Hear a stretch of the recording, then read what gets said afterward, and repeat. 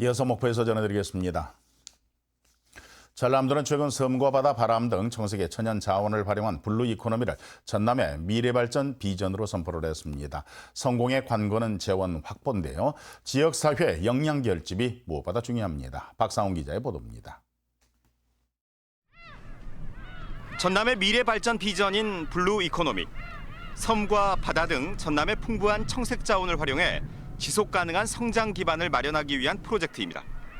성공 여부는 정부 지원에 달렸습니다. 블루 이코노미의 5대 프로젝트를 추진하기 위해선 8조 원 이상이 필요한데 국가 차원의 전폭적인 지원 없이는 성과를 내기 어렵습니다.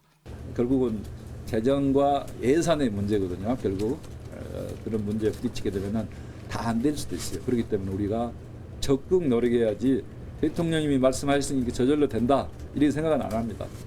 전라남도의 치밀한 전략 수립 여부도 사업의 성패를 가를 수 있습니다. 청색의 천연 자원을 블루 이코노미라는 미래 비전으로 잘 담아냈지만 꼼꼼하게 세부 전략을 세우지 않으면 대통령의 지원 약속은 선언적 수준에서 그칠 수 있습니다. 지난주 전남도청을 찾은 문재인 대통령은 블루 이코노미 5대 전략에 대해 기대감을 밝혔지만 12분 동안 이어진 연설에서 5번째 전략 과제인 스마트 블루시티 구축에 대해선 한마디 언급도 없었습니다. 이를 두고 도청 안팎에선 해당 전략에 대한 비전과 추진 계획을 청와대에 명확하게 제시하지 못했다는 지적이 일고 있습니다. 전남의 현안들에 대해서 이제 선언적이고 포괄적인 어떤 얘기들을 해주셨는데 실제로 구체적인 이제 내용들까지 이제 진행되려면은 정부 부처하고 또 전라남도가 좀 더 많은 이제 작업들이 필요한 걸로 보입니다. 전남의 미래 발전 동력으로 꼽히는 블루 이코노미. 전남 발전의 블루칩이 될 수 있을지 기대와 우려가 교차하고 있습니다. KBS 뉴스 박상훈입니다. 신안에 들어설 대규모 해상 풍력 발전단지 사업이 전남형 일자리로 추진이 됩니다.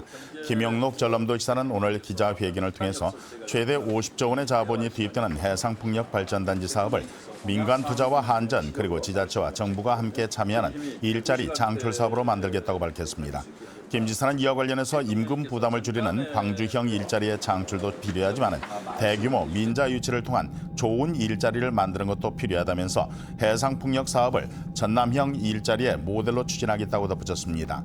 전남도는 블루 이코노미 후속 대책으로 신안군 해상 일원에 8.2기가와트급의 대규모 해상 풍력 발전단지 조성을 추진하고 이 사업이 성공하면 11만여 개의 일자리가 창출될 것으로 전망했습니다.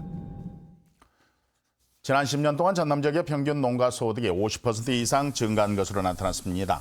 호남지방 통계청이 발표한 자료를 보면 전남 지역의 평균 농가 소득은 2009년에 2,500만 원에서 지난해는 3,900여만 원으로 56%가 증가한 것으로 나타났습니다.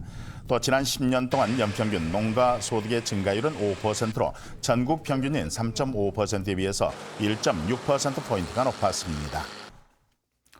목포해양경찰서는 선박의 연료인 경유를 옮기다가 바다로 흘린 목포 선적의 30톤급 선박 A호를 해양환경관리법 위반으로 적발했습니다. A호는 오늘 오전 8시 반쯤 목포시 통명동 수협 위판장 인근 해상에서 기관실 예비 탱크로 경유를 옮기는 과정에서 바다로 36리터의 경유를 유출한 혐의를 받고 있습니다. 조사 결과 A호는 기름 유출 뒤에 적절한 조치 없이 그대로 도주하다가 신안군 자은도 북쪽 해상에서 2시간 만에 검거됐습니다. 해경은 또 긴급 방제 세력 5척을 현장으로 급파해서 방제 작업을 마쳤습니다.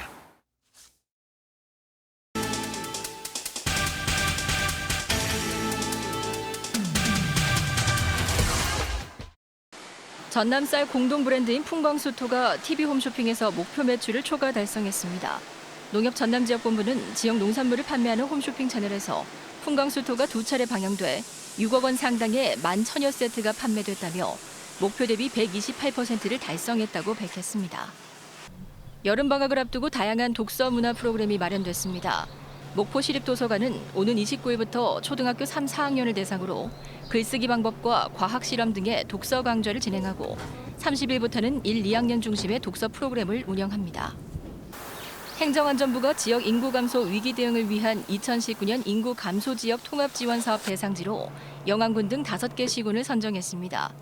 이에 따라 영안군에는 창업 인큐베이팅 등을 제공하는 청년 종합 소통센터가 건립되고 특별 교부세 등이 지원될 예정입니다.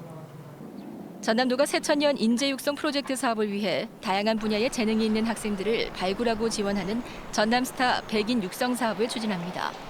지원 대상은 초등학교 6학년부터 고등학교 3학년이며 지원 분야는 미래 리더와 예술, 체육 분야입니다.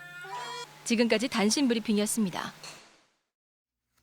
전남도가 제8회 인구의 날 기념행사를 개최했습니다. 오늘 행사에서는 지역사회에 열심히 봉사하면서 자녀 10명을 출산한 영광의 최난희 씨 등 다둥이 가족에 대한 표창과 출산 장려사진 공모전 입상자에 대한 시상이 이루어졌습니다.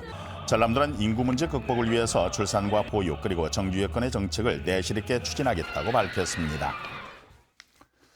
이보람이 신임 정의당 전남도당 위원장이 내년 총선에서 지역구 당선인을 내겠다고 포부를 밝혔습니다. 이 위원장은 오늘 전남도 의회에서 기자회견을 열고 지역민으로부터 자식같이 사랑받는 정당을 만들고 진보 정당으로서 당원들의 믿음에 부응하겠다면서 내년에는 지역구 국회의원을 탄생시키는 게 최선을 다하겠다고 밝혔습니다.